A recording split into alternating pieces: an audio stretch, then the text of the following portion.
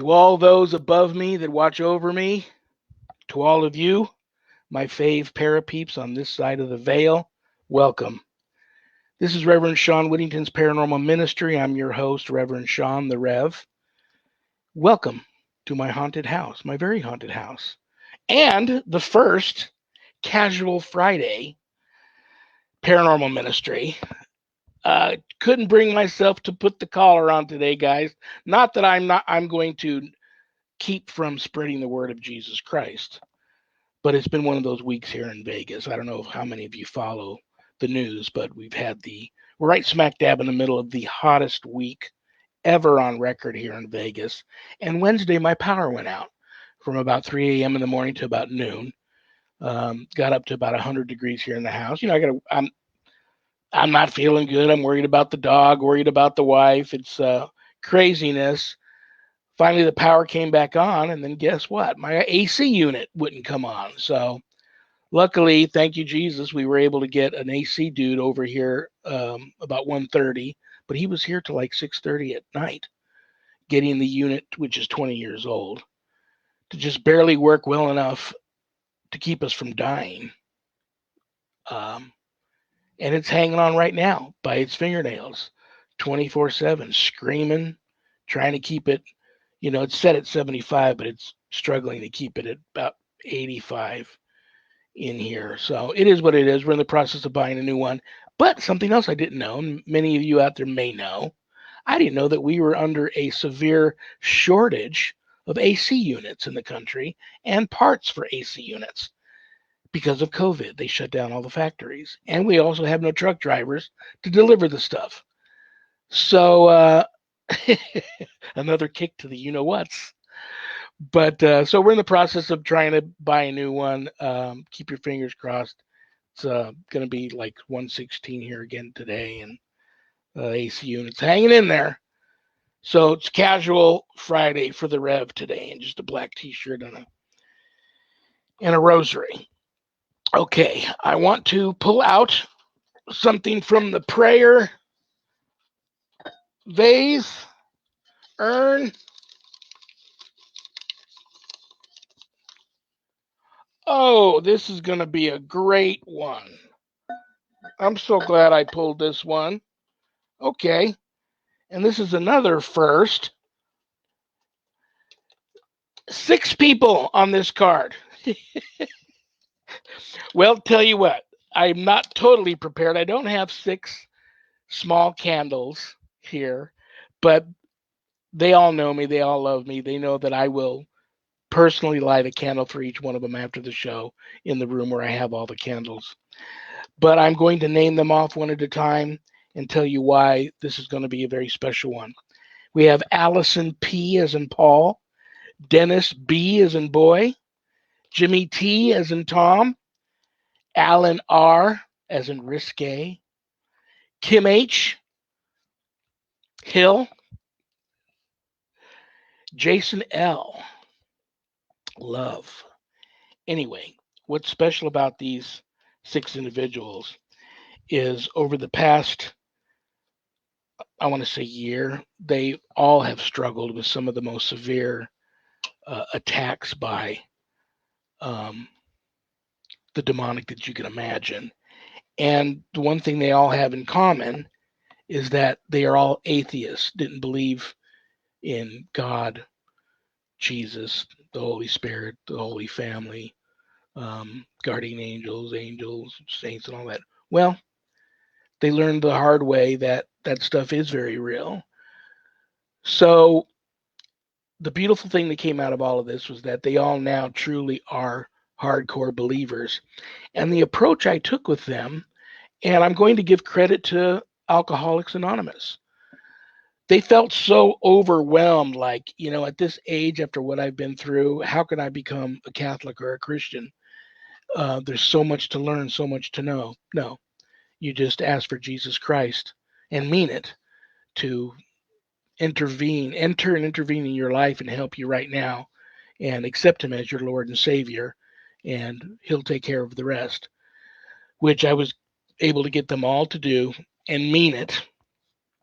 And I told them, since I got a little extra time this week, that I would look and try to find the perfect prayer for each and every one of them. And they're all watching today. They're going to probably record this later. And if not, that's okay. I'm going to send each and every one of you a copy of this prayer. But I've picked out the perfect prayer for you and everybody else out there who's feeling a little lost. Maybe you've ventured off the path a little bit, doubting your faith. You can replay this show later when I post the archive and get your hands on this prayer, and you'll love it. So I think this is the book that prayer is in. Let me see if it's this one. Yes, it is this one. Okay. Very good. Are you guys ready? Name of the Father, and of the Son, and the Holy Spirit. Amen.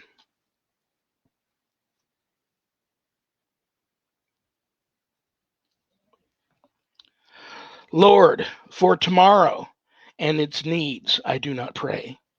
Keep me, my God, from stain of sin just for today. Let me both diligently work and duly pray. Let me be kind in word and deed just for today. Let me be slow to do my will, prompt to obey. Help me to mortify my flesh just for today. Let me no wrong or idle word unthinking say. Set a seal upon my lips just for today. Let me in season, Lord, be grave, in season gay. Let me be faithful to your grace just for today. And if today my tide of life should ebb away, give me your sacraments divine, sweet Lord, today. So for tomorrow and its needs, I do not pray, but keep me, guide me, love me, Lord, just for today. Amen. Isn't that a beautiful prayer? All righty. What else do I want to tell you guys? If there's anything you want to know about me and my wife and our ministry work, go to our website, www.ghost-b-gone.biz, the ministry. And if you go to the website, remember that my wife and I don't charge for our ministry work, helping people with their paranormal issues. So I know times are tough, but if you're there visiting the website and you notice the donate button and you're able to do so, click on it and send in a small donation. I promise you it'll be appreciated from the bottom of our hearts, and we will put it to good use, I assure you. In addition to being an ordained exorcist, I'm also a certified spiritual advisor, intuitive coach. If you're having issues of a spiritual nature, not necessarily attached to the paranormal, and you'd like to make an appointment with the Rev to discuss those issues, you can do that there at the website. But don't leave the website without navigating over to the page entitled the WSE course/book. And on that page, you'll find the Ghost Store. And in the Ghost Store, all kinds of cool stuff, like this awesome throwback ghostbegone.biz coffee mug, or that t-shirt in the back over there. If you go for that kind of stuff. But scroll down a little further, you'll run into my new haunted autobiography, God, Ghosts, and the Paranormal Ministry. And I quote, the scariest book I ever published. That was Annette Munich, owner of Stellium Books, my publisher. But please, don't let that scare you off of purchasing a copy. Part of the proceeds of every sale of every copy of my book goes to support stjude.org and St. Jude's Children's Research Hospital, Nevada, and that's a beautiful thing. And I recently added another charity to it, and this was a no-brainer. I've been in the the animal care industry most of my adult life, and so it was a no-brainer to add the ASPCA to that, so you get to help the animals too. Scroll a little further down on that page, you'll see the Worldwide Society of Exorcists, which I am a founding member. I offer a 12-week online college-level course, Introduction to Spiritual Warfare, through the WSE. And it's for all of you warriors for Christ, spiritual warriors that long and feel a calling to want more knowledge when it comes to drawing your line in the sand, circling the wagons, putting up a good fight against, God forbid, true evil if it comes calling, this is the course for you. All of my students that graduate get a stunning diploma, certificate of completion suited for framing, along with some other very special blessed gifts that you can only get from yours truly, the Rev. So you can enroll in the course there at the website. If you just want more information about it, you can contact me direct, or you can go to the Worldwide Society of Exorcists Facebook page and read a little bit more about the course. Most importantly, please keep all of my former, current, and future students in your prayers. Alrighty, the reason why you all came here today. He's back by extreme popular demand. You ask, you shall receive. That's my motto. All I can really say about the guy, other than the fact that I love him and respect him, is he is the dude that all the other dudes go to talk about the big dude, the foot, when you want legit conversation about the foot, Sasquatch, Genosqua, the forest demon. He's live on location somewhere, so let's keep our fingers crossed this all goes well. Brothers and sisters, please welcome to the show the one and only Karl Sup. Karl, are you there, my brother? I am. I am out in nature right now. So wow, there you go. And you're dressed. You're not in a nudist colony or anything crazy like that. You're not in the middle of a riot or suffering heat exhaustion and on your way to the hospital in an ambulance or anything. Listen, brother, this is what we're going to do. I didn't go overboard here. I wasn't kidding you the last time you were on, and I said, I'm just going to pick up where we left off. I actually grabbed the notes from the last show because I only got through not even half of them. And I took that page, brought that in here. There's a couple of things I added to it, but most importantly, I want everybody to know that you are a legit experiencer.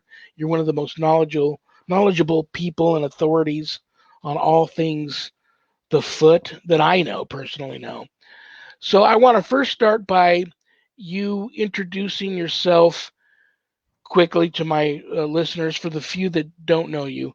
But tell us where you're at. I know you're close to, you may have had some contact where you're at. If not, you're not far from an area where you've had some contact. There's rich Bigfoot history there in that area. So lay it on us. Okay. Yeah, I'm actually at a location that's right near the confluence of Catfish Creek and the Mississippi River on the Iowa side of the river. So,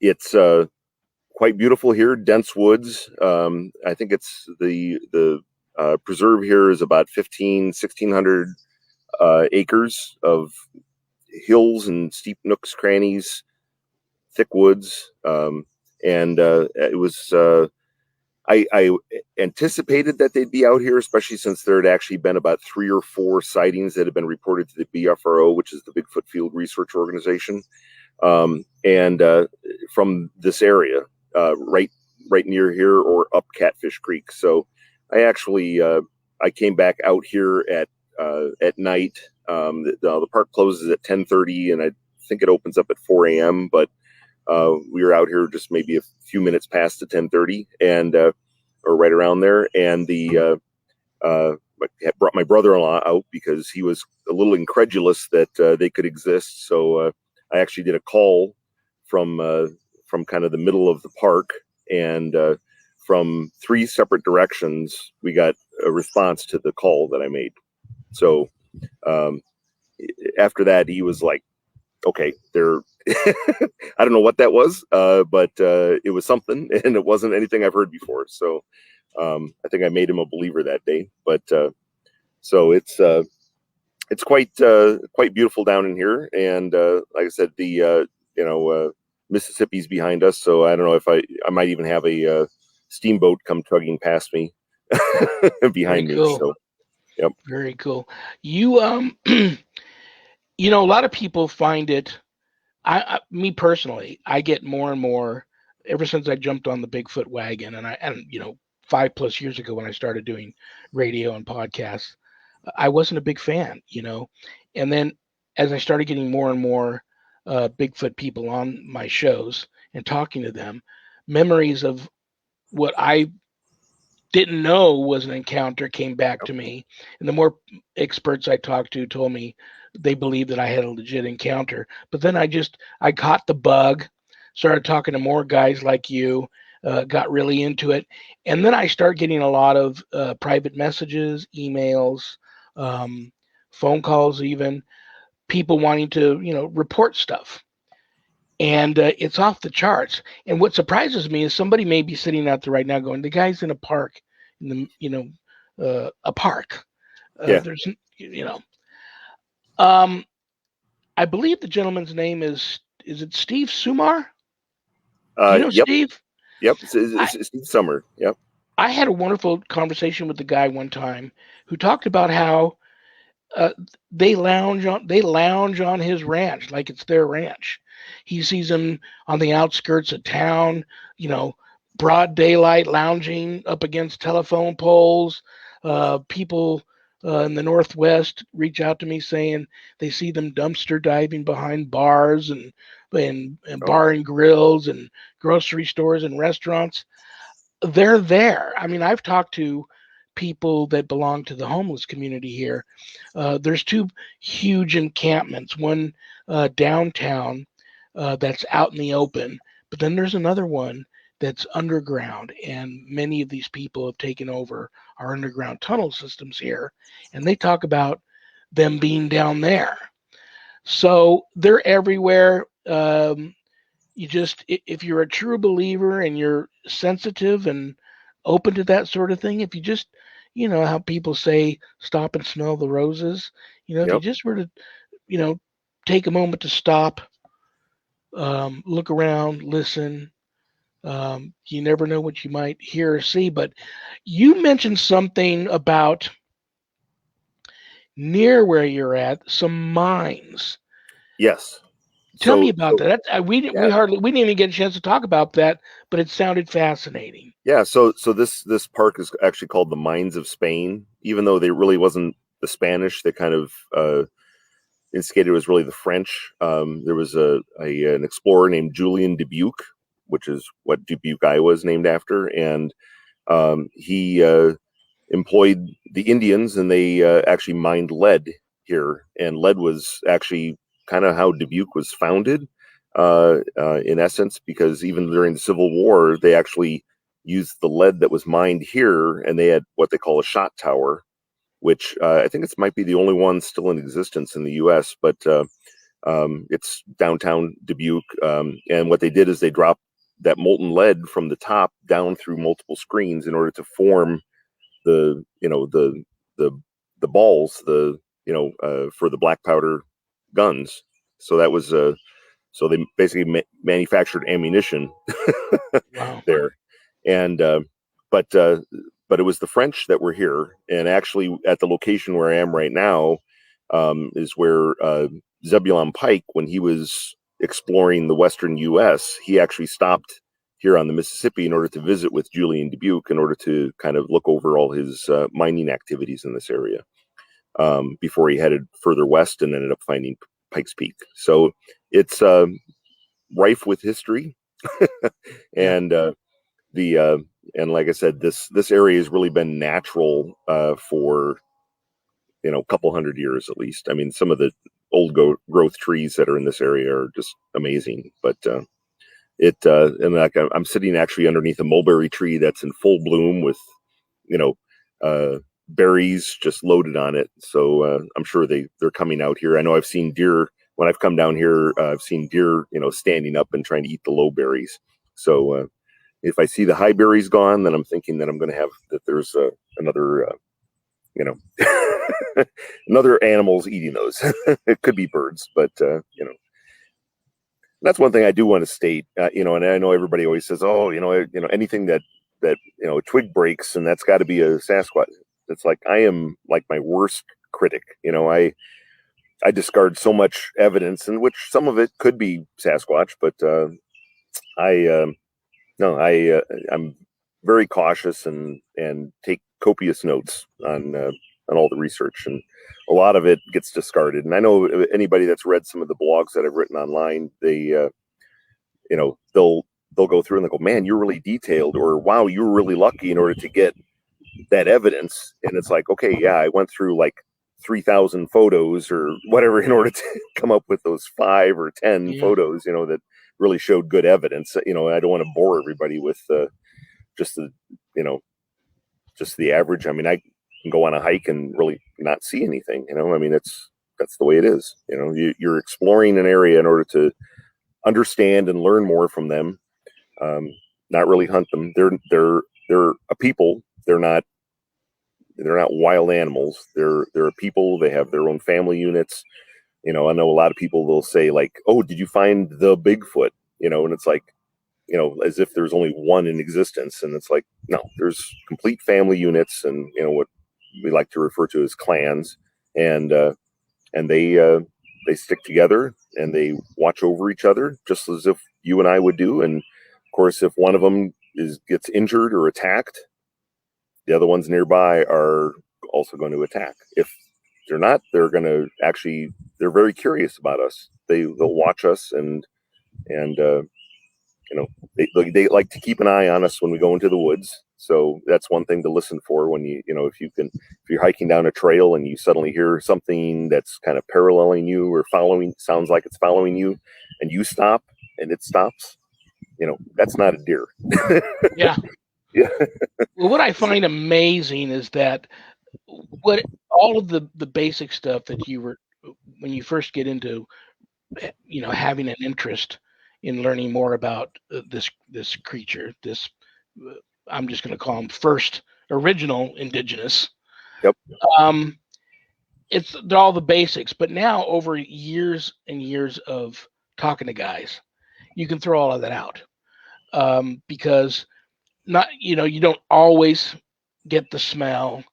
You don't. Everybody always says keep the cameras rolling, keep the mics rolling, but now you have more and more of these seasoned veterans say, just like a lot of you guys on paranormal investigations, when sometimes we get close to these things, and for God only knows, everything takes a dump, the cameras and the mics.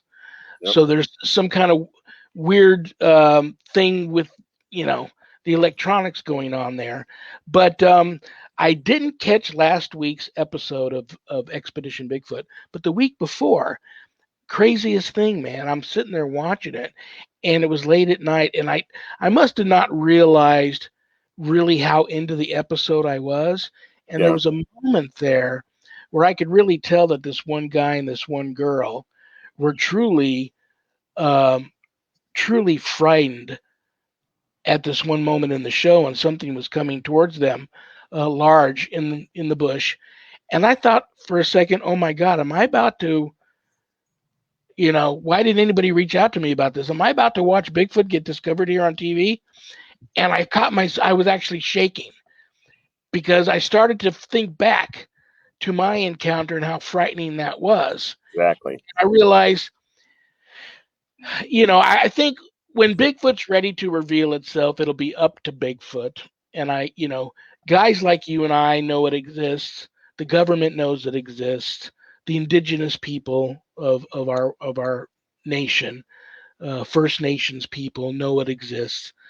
And even if we showed them, like, I'm on the fence with, who's the gentleman that took Survivor Man up there? Todd Stanley.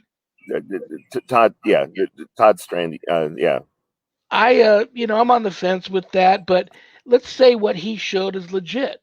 It's been, everybody, picked it apart and tore it apart. It's like, even if it comes out, it's just like all the paranormal and great paranormal evidence that I've caught in at many cases. Just as many people that have done this have butchered it and tore them apart and debunked everything. So, it is what it is. But what I did find interesting on this show recently was how they were able to capture something huge on a FLIR. Yeah. I just know it's called the FLIR, and it's a thermal camera, so it correct. heat differential. But she had the flashlight, and every time she hit the flashlight on the spot where this thing was registering, there was nothing there. Turn the flashlight off, the FLIR is picking up something big. So I found that, and they were all amazed by that. They've never seen the FLIR do that before. And then they go and they talk to this one scientist about vibration and coats with certain animals and how they're able to shift their hair and somewhat cloak. And some great interviews with some very credible, believable indigenous people who talk about how they've seen them just vanish right in front of their eyes. And you and I have both talked to guys like you and I who claim to have seen that too. So I'm all over the place now. I think, somebody said something the other day, and it probably wasn't pertaining to this field, but it was like probably in anything under the paranormal umbrella. The more you're in it and the more you learn, the less you know. That's absolutely true. And that's why everybody's like, well, haven't you, because I only really got into it because in 2008, I actually went out on, that very first expedition, with my son in order to just kind of expand his mind and get a little, I said, maybe we'll learn something. Maybe we'll just spend the weekend out here with some crazies. Right. And, and then the very first night we heard this howl returned from 3 different directions. And it was that moment I was just like, I need to know what that is. I got to know. So and that's what got me really into it. But then I got thinking back because I've been a huge hiker since the early 80s and have really hiked and camped in a lot of places that in Arizona that a lot of people just don't go. And, there were some things that happened that I thought someone was messing with me or, another camper, at that time, who would have thought, right? That there would be Bigfoot in Arizona like that. And, but in 82, I heard a massive howl and in my mind, I kept writing it off as like, it must've been like a wolf or something, but even though wolves, at that point had been, eradicated from Arizona until they reintroduced the Mexican gray wolves. But I think back on all those other experiences and I'm like, yeah, it's there, but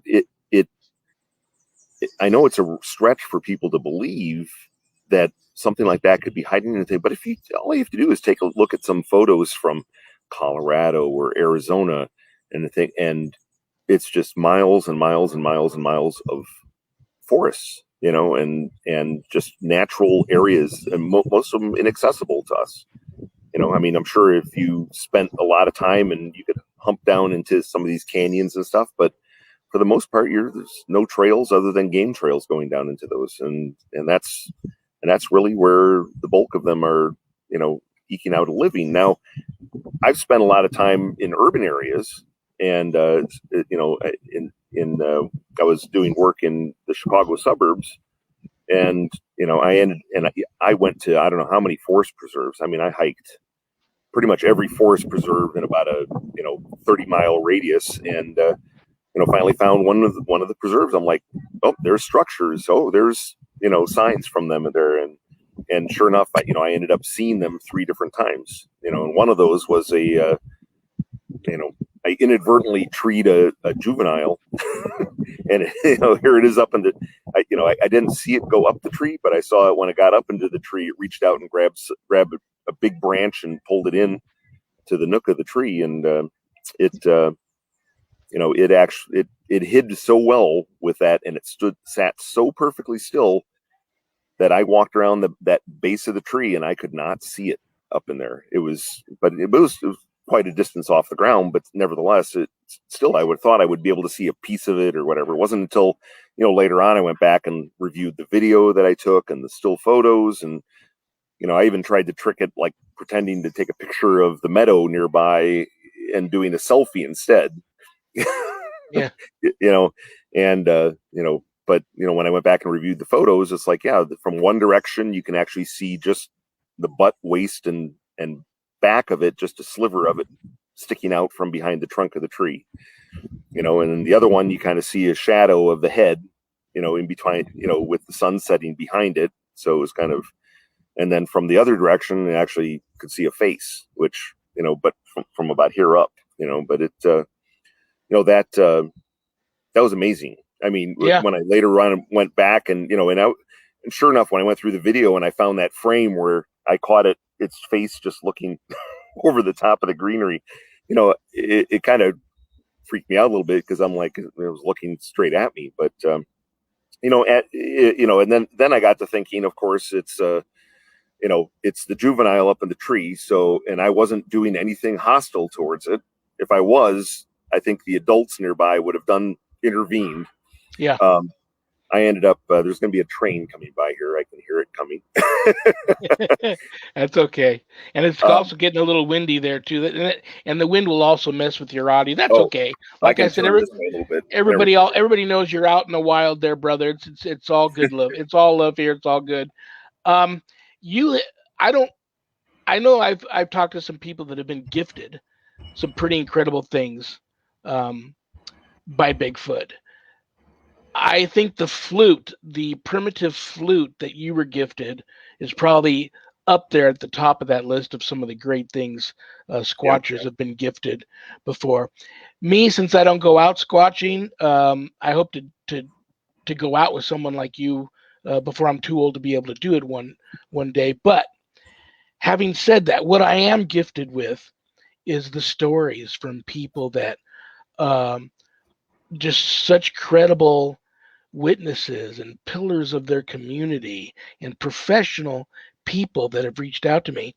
And a lot of them they're scared of being ridiculed. So they said, they introduced themselves. I know who they are, but many of my conversations with them are on the download. So I wanted to run a couple of things past you. I'm big into migration. Everything migrates. We as people migrate. Sure. So I'm big into that. And something hit me like a bolt of lightning here recently. I got a call not too long ago from a gentleman. He introduced himself, said that that's about as far as it wanted to go. He didn't really want me blasting his name out there and talking about it. But he's from back east, from Sussex County, New Jersey. Okay. I found it very interesting because I was born in Northern California, but at a very young age, before I was too young to remember, we moved back, and I was basically raised in Colts Neck, New Jersey. So I felt a kinship to the gentleman when we spoke. And he says, have you ever heard of big red eyes? And I said, no. So then when I went back and researched it, I was amazed that I hadn't heard about that. And I started finding more and more information about big red eyes. And he says that it never, just because you don't see a lot of updated articles about it and people coming out about it, so many people in the area just fluff it off as just, oh, there goes old big red eyes, and a lot of people don't talk about it anymore. He goes, but it's still happening. I've witnessed them. I've seen them. And for lack of a better description, it's like a Bigfoot with these huge glowing red eyes. And so, you see some wild animals that have them huge amber, almost burgundy, blood red type amber wild eyes.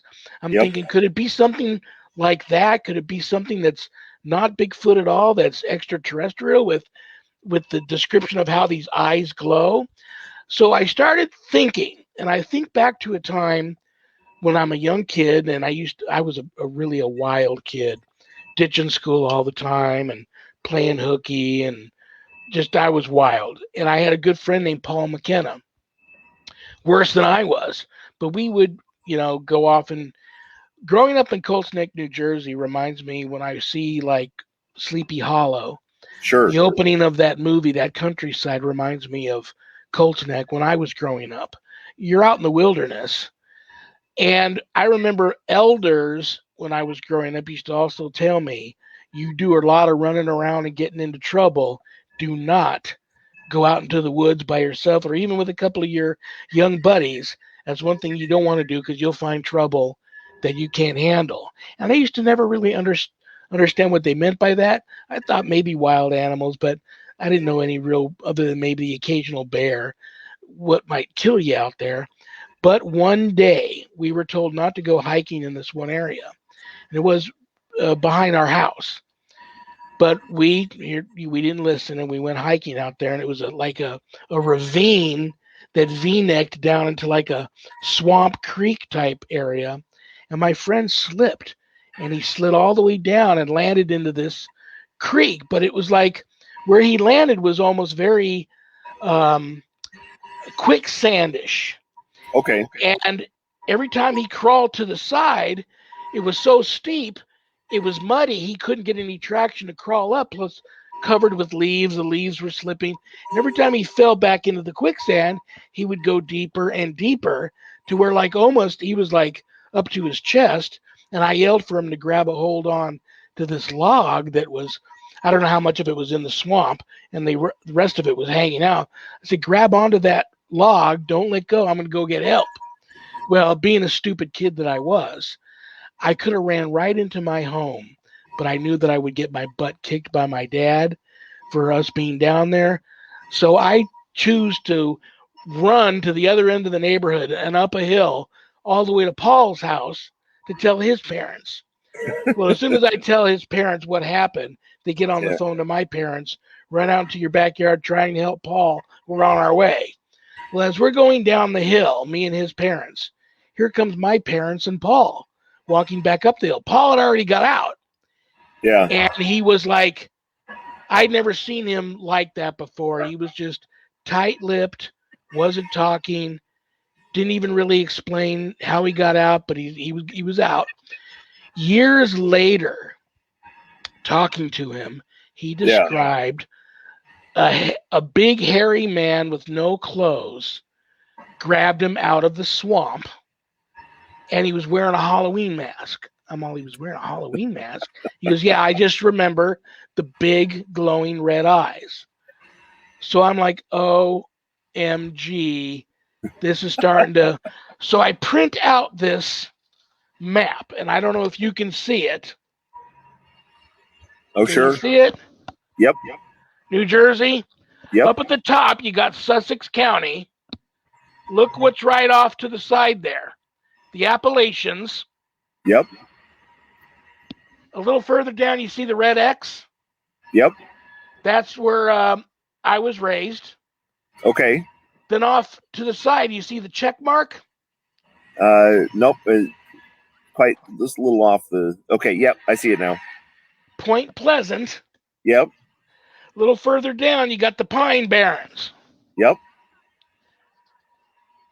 It's all connected, dude. Oh, it... Appalachian sightings off the charts. Yep. Sussex County, off the charts. My area, lots of hauntedness, spookiness out in the woods. My friend's incident, Point Pleasant, Mothman, Pine Barrens, Jersey Devil, Bigfoot sightings off the chart. And it's migratory, back and forth. Yep. What's your theory with my theory? Well, am I on a wild goose chase here? I don't think... I think Mothman is something completely different. Only because I've actually talked to a few people that have been eyewitnesses, and from their descriptions, I mean, it's nothing like what a Sasquatch behaves or does. Plus, not only that, but you know, they saw it flying. It was flying right in front of their car. So, but as far as the red eyes go, I've seen that now. I've seen that 3 times out at, and it's been, everybody says, oh, it's eye glow because you're shining a light at them or whatever. No, it was in total darkness. I mean, the only light was whatever the Milky Way was putting out. Other than that, it was pitch black darkness. And here was this, the one of them was very clear, and the color changed from like a red to an orange to a yellow, and kind of just I don't know how to say it, just almost morphing color to it.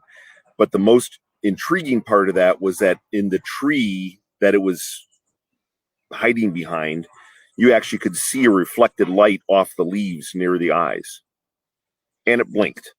So to me, it was like, and everybody says, "Oh, it's impossible for their eyes to glow." Well, I've written just a kind of a theory on how that's possible. And the only thing I could think of is that, we have vestigial third eyelid, right in the corner of your eye. If you go look in a mirror, you'll see that right in the corner. It's not your tear duct. It's kind of like, what is that little hunk of skin right there? And a lot of animals, cats, and have that, and we used to have it at one point. And I think that it's possible that piece of eyelid, they could extend that across and actually make it glow.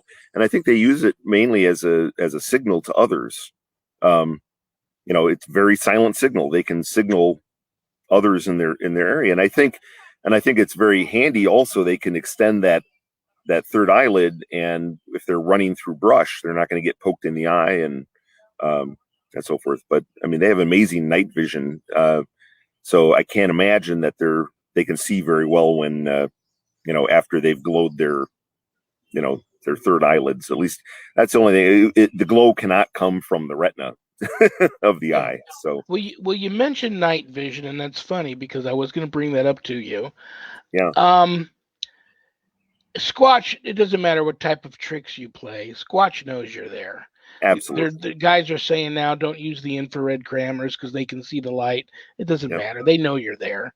Right. But oddly enough, I've talked to some professional splunkers that have spent the better part of their adult life going down into caves and caverns deep down, deep, like, some of them have said to me, "Have you ever seen the movie Journey to the Center of the Earth?"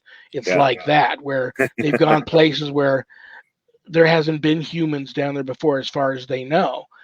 And it's like being in another world, like, Jurassic Park-ish type worlds. But what they all have in common was total blackness. So these guys, many of these splunkers have told me that they've been down in these caves, and they know they've found evidence of something large living and thriving down there. And if that's the case, and it's something like a Sasquatch, very well, the only way they could live like that is to have some type of natural night vision themselves. Absolutely. Which I totally would buy if that ever comes out to be a fact once this thing is officially discovered. Oh, their eyes are so much larger than ours. It's crazy. The one I saw one that was actually digging at the base of a fallen tree. I think it was eating like maybe fern sprouts or small mushrooms down there, but it was digging down at the base of this fallen tree.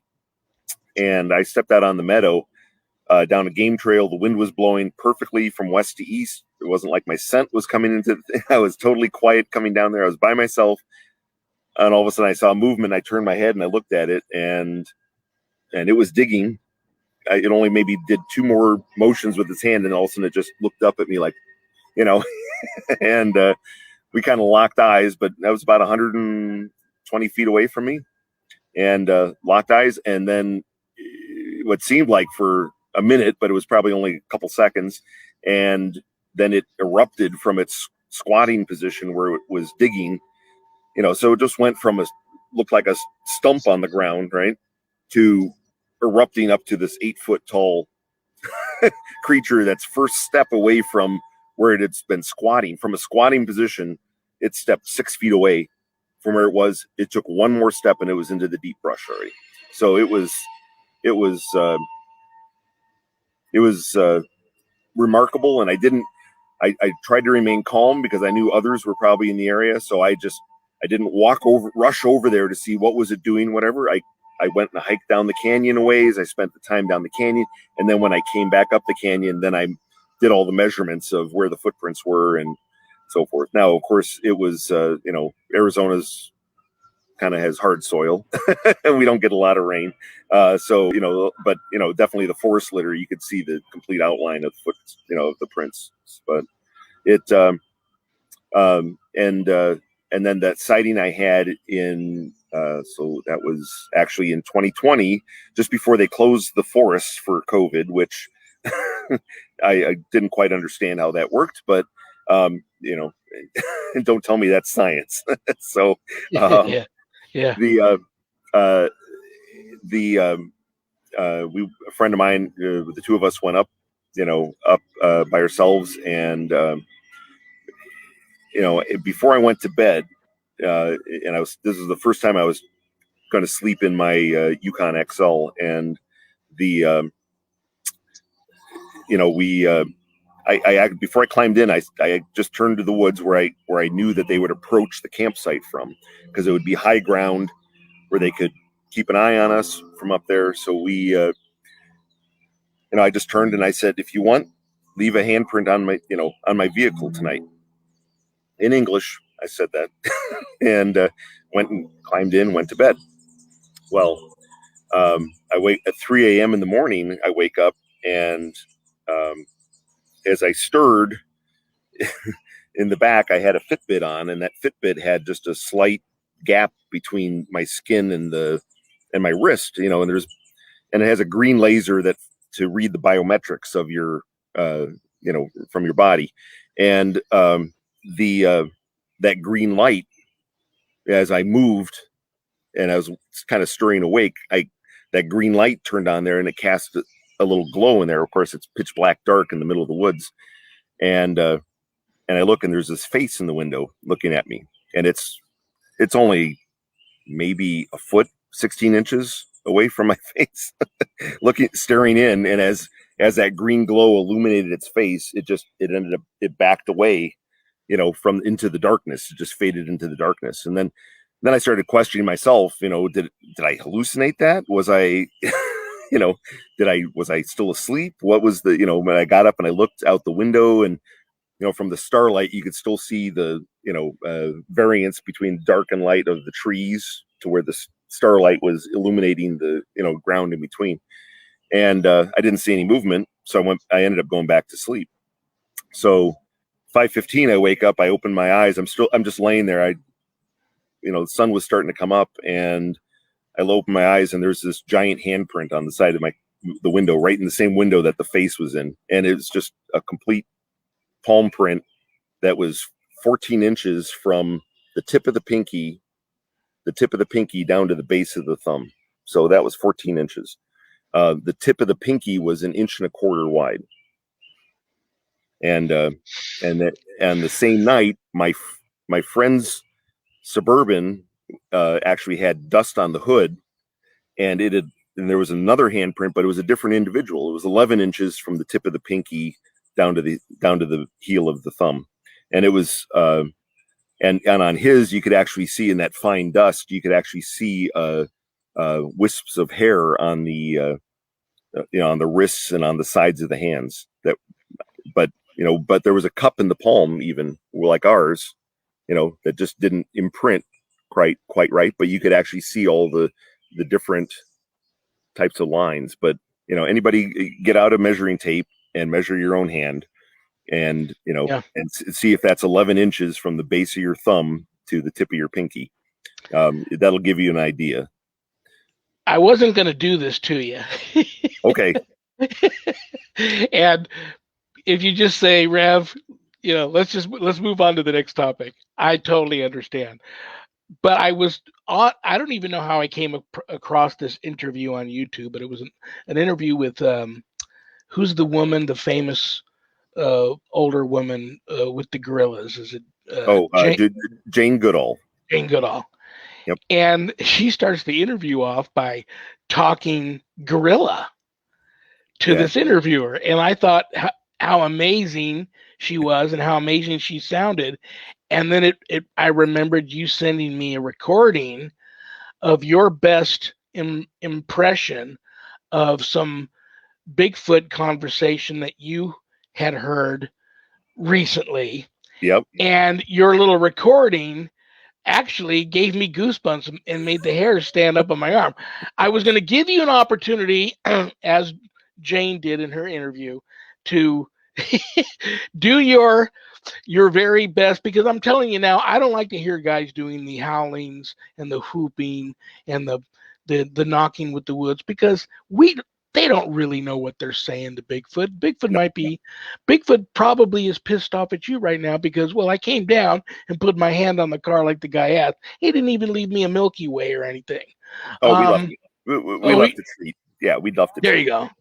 So do you want to do that, or would you rather me go on to the next topic? Sure. Just wait for the family behind me to walk away. No. Well, until the family leaves, I don't know why I am so. Everybody has the thing that amazes them most about Sasquatch, but I want to show you what, for some reason, why this amazes me so much. Oh, and they do that all the time. In fact, that's pretty impressive. But there was one a rock heron that was left in near outside of San Antonio that overnight it was massive boulders. I'm talking like, look at this. Probably, oh yeah, wow. And this is those all I haven't seen. That's Southern Ontario Sasquatch, which I recommend if anybody hasn't gone to their YouTube site. She has found villages of the birthing compartments and huts that have been made. And that's where I started thinking of the migration, because this is a Squatch village. Right. Surely they're not there then, but they're going to come back. Yep. But why? I'll tell you why I'm so amazed at this sort of stuff. And you can see the dude's foot at the bottom of this picture, the guy's foot. Yeah. Yep. We just had a dude next door put a big stone wall up between our yard and his, and he's doing all this really elaborate landscaping work. And these rocks here, I was watching big, strong, grown men, 2 at a time, carrying rocks about half that size from the truck to place them and build this wall. So you don't have landscapers out in the middle of nowhere doing that kind of stuff. And then you've got, now I thought it was like, I told you. When I was watching this last episode of Expedition Bigfoot, guess what showed up when they actually thought they were about to be walked up on by Bigfoot? Some black helicopters. Really? And they're out in the middle of freaking nowhere, dude. Yeah. And these military black helicopters show up there, start floating around the area. They know. The government knows. The government actually knows. Let's just come on. We're all grown-ups here. It's the year 2021. Let's just come on. Let's just start being more transparent with all of this stuff. It's for the betterment, I would think, of all parties involed. But we got about 8 minutes left. Do you feel up to it? I will do it. So I'll just a little backstory. So so it was April 19th of this year. So we were camping up on the Mogollon Rim in Arizona, and the first night we didn't do anything. We just acted like regular campers. We didn't do any knocks. We didn't do any calls. We were very quiet and just kind of hung out around the campfire and hoped that they would come in. And they didn't. They were nothing really happened that first night. Now the temperature got pretty cold. It was about 25 degrees that first night. The second night, it was the second night was got down to 17 degrees. Well, we're all sitting around the campfire, and I decided that we would. Everybody decided, okay, Karl, you need to uncork and do a howl just to get their attention.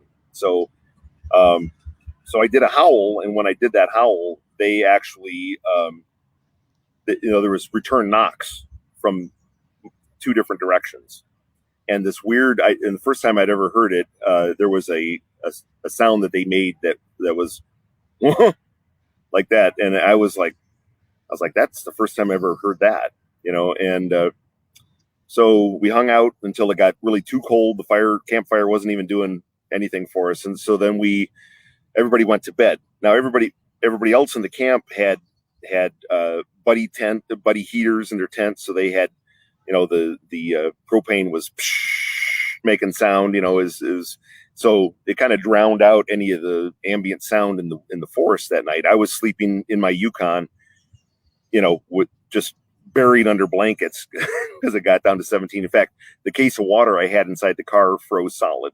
So if that gives you an idea. But that night I actually decided to take my cell phone with my notepad on it and keep it right next to me. So in case I did hear stuff, I would, and I typically sleep light. So right at 2 a.m., I heard a wood knock that was so close to the camp. I actually heard the branch splinter and the pieces of it shatter and land in the woods. So it was really close. And then an hour later, I woke up because I thought that everyone was awake in camp and I could hear like a conversation in the distance. So I woke up and kind of leaned up on it, propped up, and I was listening intently, and it was pretty close to camp, and it was an argument between 3 or 4 Sasquatch because there was different voices, and it sounded like this. And then an answer that came back that was like, and it went back and forth for about 2 minutes, and then ended up, oddly enough, with, and I've heard other researchers explain this as well, but it just came back with this monkey sounds, like, at the end. And, what they're saying, I don't know, but it sounded like an argument. And then 30 minutes later, there was another knock, or no, I'm sorry, a whistle at the other end of camp. And then there was 3 separate rock clacks from different directions around camp. So it was almost like I'm in position, are you in position, and, return answers from each of those things. So, I mean, they're very smart and intelligent. Their strategic intelligence is far outstrips ours. I mean, oh yeah. Well, I'm convinced that the rock clacking, the knocking of the wood, the whistling, the howls, that's just location. That's just absolutely announcing location. But the talking, if you and I ever go out on a squatching adventure together, and I would love to just spend some time back where I was raised in Colts Neck, New Jersey, and do some hunting in New Jersey before I'm too old to do it. That would come close to heart for me. But if we were able to travel up into Canada, whenever they open the border up, and go up there and look at some of that stuff. Everybody I talk to in Canada says, you guys down here don't know what you're missing when it comes to encounters with Squatch. They're off the charts up there and up close and personal. But you, like I said, I'm not big on the vocalizations, but I'm going to be having you do a lot of that. I don't care if we know what you're saying or not. I'm going to be having you do a lot of that because I think at the very least, these things have a sense of humor. I believe life. There's no stopping life, and I believe we're all God's creatures, and we're all given all of that stuff, range of emotion. And I believe they have a good sense of humor. And at the very least, they get a good laugh out of you. Rather than I've heard them laugh. I've heard them laugh, and it's funny. It is really funny. Oh my gosh, what are we doing here? Got a minute. Dark on. Brother, we'll do this again. I like getting together with you every few months or so to see what you've been doing, what you've recently heard on the grapevine. You're attached to a completely different grapevine than I'm attached to, and I might hear of something that you find interesting, or absolutely, a photo or something, and vice versa. And hopefully, people that watch us get together for these chats, if they're on the fence, maybe we lean them a little bit more towards our camp, and if not, that's cool. But people that are believers, I hope the conversation like this they enjoy too.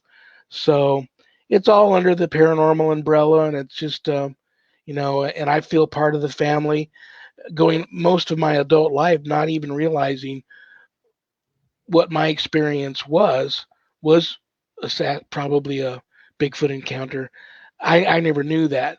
And then so it's all happens for a reason. We'll get together. I mean, the summer is just now kicking off. You strike me as one of those kind of cats that sort of is willing to migrate almost, so to speak, where the action is. So we'll be in touch. But Absolutely. I know you're going through a lot right now with the in-laws and the family and all that stuff. So God bless you for taking an hour out of your busy Friday afternoon there on location, which was a treat, rather than you be in a closet somewhere. Right. To visit with me and my listeners. We all appreciate it. We all love you. We all respect you. And have a wonderful remainder to your Friday evening. And God bless you, brother. Thank you very much. Peace, man. I'll talk to you soon. Well, that's the first. I have never had anybody on the show do their Bigfoot impression, and that's going to take place of the typical hoots and howls that you normally hear. I was never a big fan of that anyway. But what do I want to say to you guys?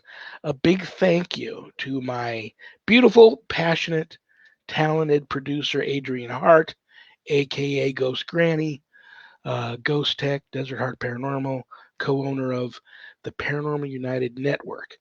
Paranormal United Network, thank you for simulcasting my show. Guys, if you like my show, go over to the Paranormal United Network Facebook Live page. Check out their lineup. A lot of shows over there way better than mine. You'll thank me later. On that note, I will be back next Friday, the 25th. You guys, back by extreme popular demand. You guys asked for it, so here it comes.